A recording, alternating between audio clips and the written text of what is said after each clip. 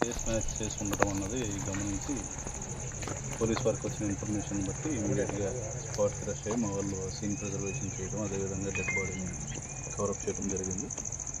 So మాకున్న preliminary information బట్టి ఇప్పటివరకు అయితే the lady is identified as female, aged around 30-35 మధ్యలో, and she is belonging to Kadarpalli village of Chapadu mandal. And also ఇది prima facie this is not a rape and murder, this is just a murder, this is not a rape and murder. ఎందుకంటే we are coming to know of the details that the lady is also in contact with the person.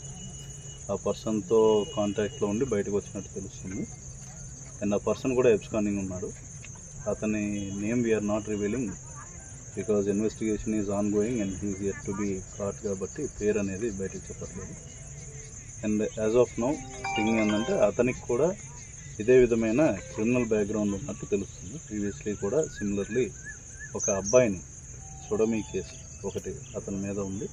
Similar modus ఆపరెండి, ఏదైతే తల మీద బండరాయితో మోదీ చంపడం అనే modus ఆపరెండి ద్వారా అతన్ని కూడా చంపడం జరిగింది. So there is a criminal history for the person and prima facie it is established that that person and this lady are somehow known to each other closely.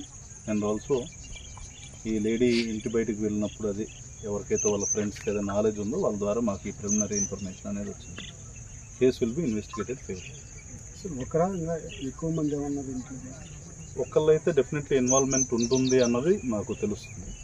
ఇంకా ఎక్కువ మంది ఉన్నారా లేదా అన్నది ఒక పర్సన్ మనకు దొరికినప్పుడు వీ విల్ ఎస్టాబ్లిష్.